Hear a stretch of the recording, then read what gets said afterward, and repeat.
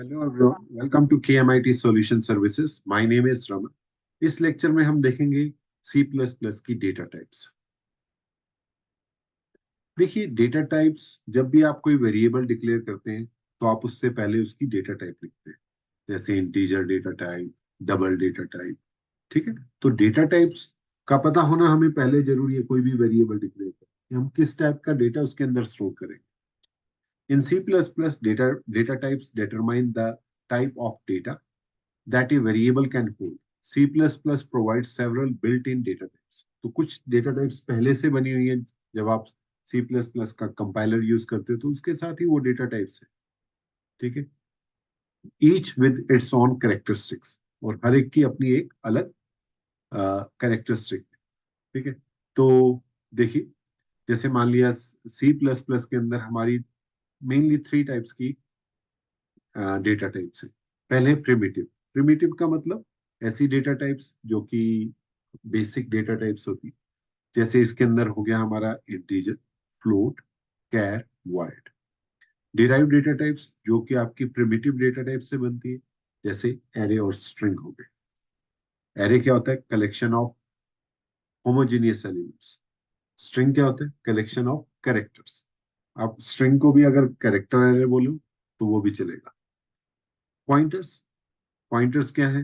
Pointers आपके memory address को store करते हैं, किस टाइप का डेटा वो स्टोर कर रहे हैं। जैसे मैंने इंटीजर लिया, ठीक है, इंटीजर आई, तो आई का एड्रेस अगर मैं स्टोर करवा रहा हूँ पॉइंटर के अंदर, तो मुझे बताना पड़ेगा कि इंटीजर मेरा इंटीजर टाइप का पॉइंटर होना चाहिए। ठीक। यूजर डिफाइंड डेटा टाइप्स में काफी है, लेकिन मेनली ये यूज होती है, जैसे स्ट्रक्चर, क्लासेस, यूनियन, एनुमरेशंस। चलिए, इन डेटा टाइप्स के बारे में हम थोड़ा सा इसके बारे में डिस्कस कर लेते हैं। तो जब भी आप कोई डेटा टाइप डिफाइन करते हो, ठीक है, तो आप उसमें ये बताते हो कि ये जो आपने डेटा टाइप ली है, ठीक है, इस डेटा टाइप का अ, यहाँ जो मैंने डेटा टाइप ली है उस डेटा टाइप का मेमोरी साइज क्या होगा। मेमोरी साइज का क्या मीनिंग है? फॉर एग्जाम्पल, अगर अगर मैं ये कहूँ कि मुझे अ, मुझे एक डेटा स्टोर करवाना है इंटीजर टाइप का, तो जब इंटीजर टाइप का मुझे डेटा स्टोर करवाना है तो मेमोरी के अंदर 4 बाइट का स्पेस एलोकेट हो, यानी कि ऐसे कंसीडर कर लो, ऐसे 4 बॉक्सेस बने बने होंगे, 2 and 4। ठीक, ये आपके सिस्टम का एक मेमोरी की एक लॉजिकल रिप्रेजेंटेशन है। ठीक है, तो इसमें मैं क्या कर रहा हूँ, इसमें फॉर एग्जाम्पल मैंने यहाँ लिखा कि ये है एक मैंने लिख लिया इंट एज। तो ये एज का एक मेमोरी एड्रेस है। मान लिया ये मेमोरी एड्रेस स्टार्ट हो रहा है, बड़ा नंबर होता है, मान लिया इसका नंबर है 0। ओके, इस ब्लॉक का नंबर है 1, इसका नंबर है 2, इसका नंबर है। तो ये ईच ब्लॉक 1 बिट को रिप्रेजेंट करता है। ठीक है, सॉरी, 1 बाइट को रिप्रेजेंट, सॉरी। ओके, तो ये 4 बाइट, और 1 बाइट कितने बिट्स को रिप्रेजेंट करता है? 8 बिट्स को। ठीक है, तो ईच जो आप एक नंबर लिखते हैं, जैसे आपने लिखा 24, तो वो नंबर इस 4 ब्लॉक्स के अंदर कहीं स्टोर हो रहा है। लेकिन अब कैसे स्टोर हो रहा है, कितनी वैल्यू मैक्सिमम स्टोर कर सकते हैं? तो इसके अंदर हम 2 raised to the power 32 इतनी वैल्यू मैक्सिमम स्टोर कर सकते हैं। ठीक है, तो 4 बाइट का मतलब है 4 बाइट टोटल स्पेस मिल गया। जैसे मान लिया, आप ये मान लो कि आपके पास 3 BHK एक होम है, ठीक है, लेकिन अब उसमें क्या है कि आप अकेले भी रह सकते हो, ठीक है, आप फैमिली के साथ भी रह सकते हो। ठीक है, तो इसी तरह 4 बाइट का स्पेस है, इसमें आप एक मिनिमम वैल्यू भी स्टोर कर सकते हो, मैक्सिमम वैल्यू भी स्टोर कर सकते हो। ठीक है, लेकिन मैक्सिमम कितनी है? 2 raised to the power। ठीक है, वो 32 कैसे आया, 4 बाइट है ना, तो 4 बाइट इंटू 8 बिट्स, तो 32। तो ये मैं बात कर रहा हूँ G++ कंपाइलर की, जो कि एक 32 बिट कंपाइलर। ठीक है, टर्बो सी में ये जो होती है वो 2 बाइट का स्पेस ऑक्यूपाई करता है, तो उसमें 2⁻16 होता है। ठीक है, तो जब भी आप कोई डेटा टाइप ले रहे हो, थोड़ा सा उसमें एक बार देख लो कि आपको कितनी वैल्यू स्टोर करवानी है। आपको वैल्यू अगर सिर्फ 24 स्टोर करवानी है तो आपको इंटीजर लेने की जरूरत नहीं, आप शॉर्ट ले लो, क्योंकि शॉर्ट में क्या है, 2 बाइट का स्पेस ऑक्यूपाई करेगा। ठीक है, तो 2 बाइट का मतलब क्या हो गया, 2⁻16, जो कि मैक्सिमम वैल्यू आती है 65,536। अगर हम पॉजिटिव और नेगेटिव की बात करें तो डिवाइड बाय 2 कर दो। ठीक है, तो इसी तरह इनकी रेंज भी इसी तरह से डिफाइंड होती है। ठीक है, और ये साइंड और अनसाइंड होते हैं। ठीक है, बाय डिफॉल्ट साइंड होते हैं ये। साइंड का क्या मतलब है, साइंड का मतलब है कि आप इसमें पॉजिटिव और नेगेटिव, इंटीजर, इंटीजर का क्या मतलब हो गया, विदाउट डेसिमल। जैसे मैंने 23.4 लिखा, तो इसमें इंटीजर पोर्शन क्या है मेरा, 23। ठीक है, तो ये इंटीजर है, ये इसको स्टोर नहीं करेगा, डेसिमल वाले उसके लिए फ्लोट डेटा टाइप। ठीक है, तो ये है इसका एक पर्पस। अभी तो जब भी आप मान लिया, अगर मैं आपको कहूँ कि 16 वैल्यू स्टोर करवानी है, तो आप इंटीजर मत लो, आप शॉर्ट लो। देखिए, जब आप एक अच्छे प्रोग्रामर बन रहे हैं तो आपको कुछ चीजों का ध्यान रखना होता है। आप ब्लाइंडली कुछ भी डेटा टाइप ले लिया, कुछ भी एग्जीक्यूशन कर लिया, ऐसे नहीं होता। अगर आपने एक अच्छा प्रोग्रामर बनना है तो आप सोच समझ के डेटा टाइप सेलेक्ट करो। अगर मैंने एज लिखा, तो मैं देख रहा हूँ कि इसमें तो मैक्सिमम वैल्यू 100 तक आ जाएगी, या 140 तक आ जाएगी, इससे ज्यादा एज किसी की नहीं है। ठीक है, तो मान लिया 200 आ जाएगी, और इसकी वैल्यू क्या है, इसकी वैल्यू तो बहुत अच्छी खासी बड़ी वैल्यू है। तो इसका मतलब इंटीजर की बजाय मैं शॉर्ट ले लूंगा, क्योंकि वो कम मेमोरी यूज करेगा। अब आप कहोगे कि इतनी ज्यादा रैम होती है, 2 बाइट होगी, 4 बाइट हो गया, तो क्या फर्क पड़ता है, फर्क पड़ता है। देखिए, जब मान लिया आपने 1 लाख स्टूडेंट का डेटा स्टोर करना है, तो इसमें आपकी कितनी मेमोरी लगी, 2 लाख, और इसमें कितनी लगी, 4 लाख बाइट। तो वो चीज डिफरेंस लास्ट में पता चलता है। ठीक है, तो इसलिए बेटर है जब भी आप कोई डेटा टाइप लें तो आप सोच समझ के लें कि कौन सी डेटा टाइप इसके लिए वैलिड है। ठीक है, तो इसी तरह इंटीजर में और भी डेटा टाइप्स हैं। जैसे आप इसमें देखते हैं कि लॉन्ग डेटा टाइप है, जो कि 4 बाइट, लॉन्ग और इंटीजर सेम। ठीक है, लॉन्ग लॉन्ग है, वो 8 बाइट का डेटा स्टोर करता है, तो ये सभी इंटीजर के लिए।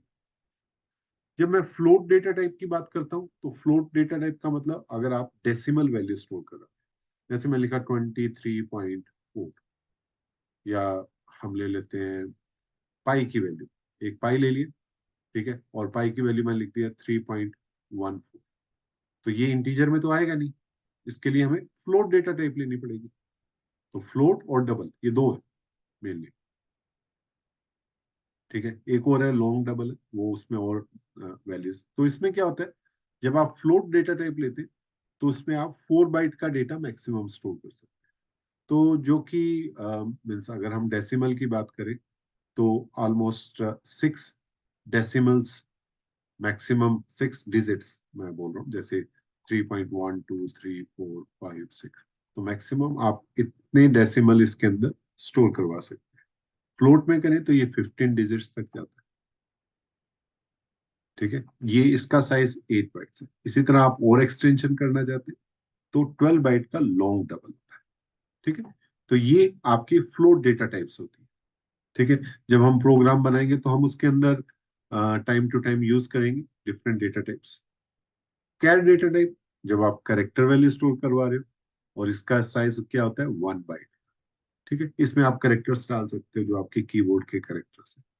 लेकिन कुछ यूनिकोड करेक्टर्स होते हैं, स्पेशल करेक्टर होते हैं, ऐसे ऐसे करेक्टर जो आपकी इंग्लिश लैंग्वेज के इक्वल नहीं है, जैसे चाइनीज हो गया, हिंदी हो गया, एक्सेट्रा। तो अगर आप वो यूज कर रहे हैं तो आप क्या करोगे, आप कैर 16_t, ये यूनिकोड कैरेक्टर्स के लिए, या कैर 32 बिट। तो वो डिपेंड करता है आप कितने यूनिकोड कैरेक्टर स्टोर कर रहे हैं। तो इसमें 2 बाइट का साइज होता है कैर 16 का, और 32 का 4 बाइट का साइज। अगर आप कोई वाइड कैरेक्टर टाइप्स यूज करना चाहते हैं तो उसके लिए आप WChar_T को यूज कर सकते हैं।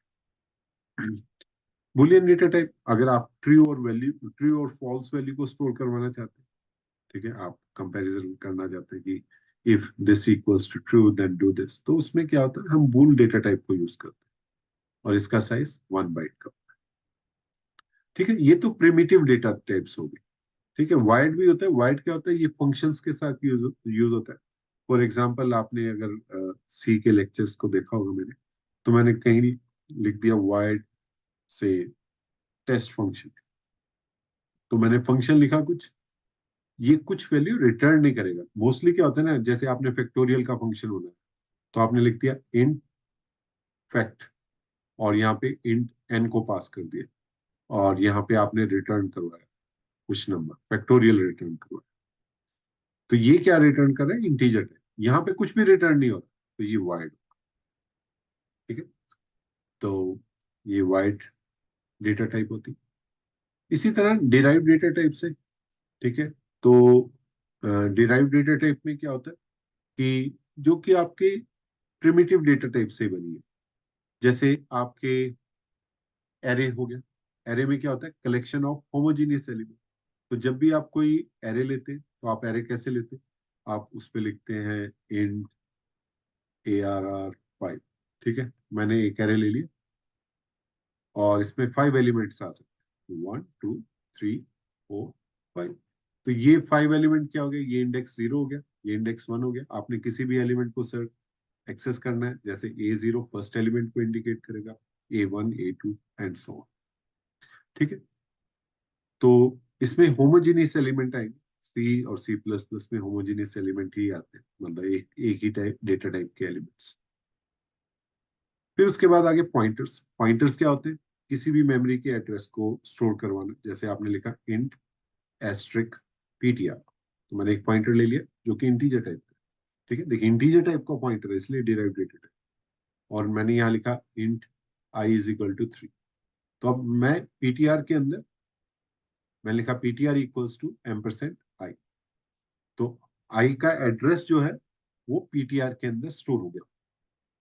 तो अगर आप सिर्फ पीटीआर को प्रिंट करोगे तो आई का एड्रेस प्रिंट करेगा। अगर आप वैल्यू को प्रिंट करवाना चाहते हो तो एस्ट्रिक पीटीआर लिखोगे। रेफरेंस, जब किसी भी वेरिएबल का आपने एड्रेस स्टोर करवाना है, ठीक है, एड्रेस को, रेफरेंस को, मैं आई को रेफर करूं, तो तो हम रेफरेंसेस यूज करते हैं। ठीक है, तो ये डिराइव डेटा टाइप। तो ये जितने भी डेटा टाइप्स के बारे में हम पढ़ रहे हैं ना, ये सभी हम यूज करेंगे अपने आने वाले प्रोग्राम्स के अंदर। ठीक है, तब आपको और ज्यादा अच्छा आइडिया हो जाएगा।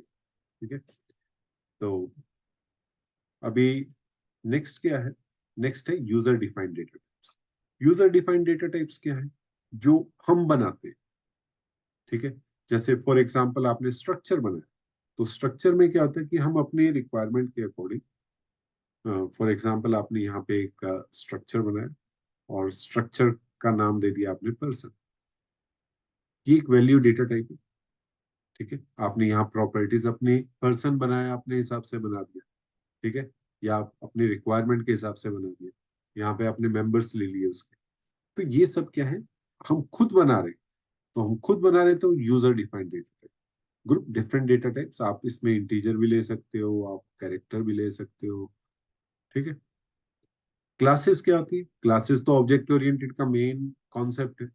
तो आप कोई क्लास पर्सन बना रहे हो, ठीक है, और उस क्लास पर्सन के अंदर आपने कुछ पब्लिक प्राइवेट वेरिएबल्स लिए। ठीक है, उनका उनका आपने एक मॉडिफायर बोलते हैं इनको, पब्लिक प्राइवेट। ठीक है, आपने फंक्शंस बनाए, आपने बहुत सारी चीजें की जो कि हम आने वाले लेक्चर्स में पढ़ेंगे।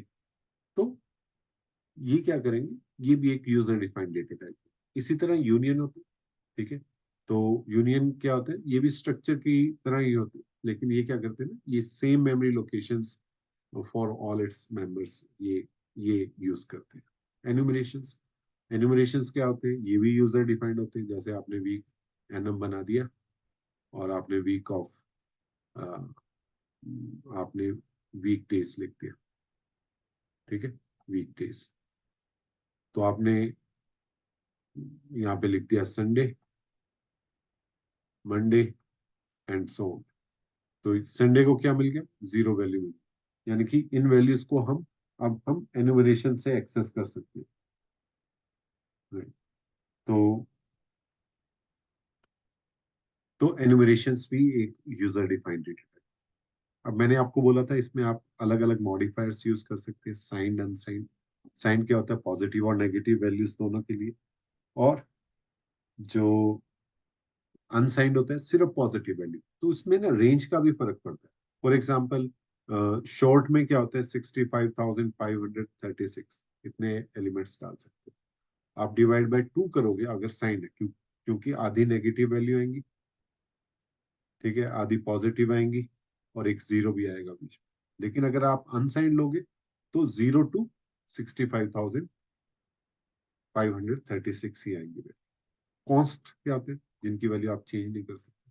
जैसे मैं लिखा const I equals to 10, int I equals to 10। तो आई की वैल्यू अब फिक्स होगी, मैं इसको चेंज नहीं कर सकता। वोलेटाइल क्या होते हैं? वोलेटाइल भी एक एग्जांपल है।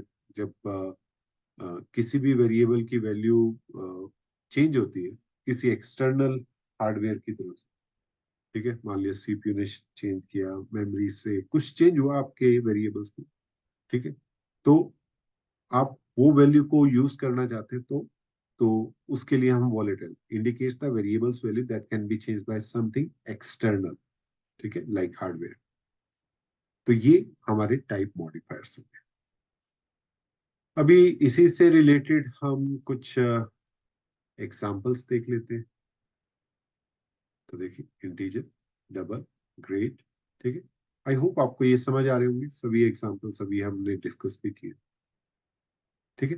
तो सी प्लस प्लस की डेटा टाइप समझना बहुत जरूरी है। आप इसकी प्रैक्टिस अभी हम आने वाले प्रोग्राम्स में भी करेंगे, ठीक है। और हर एक की एक रेंज होती है जो मैंने आपको बताया। कुछ कुछ अमाउंट ऑफ मेमोरी ये यूज करेंगे सिस्टम।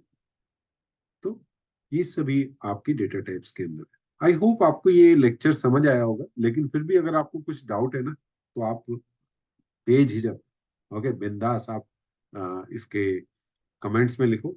और जो आपको चीज समझ नहीं आई, कुछ एक्स्ट्रा इंफॉर्मेशन चाहिए, तो मैं पूरी ट्राई करूंगा वो आपको बताने की। Thank you very much for watching. अगर आपने मेरे चैनल को अभी तक सब्सक्राइब नहीं किया तो प्लीज सब्सक्राइब कीजिए। Bye bye.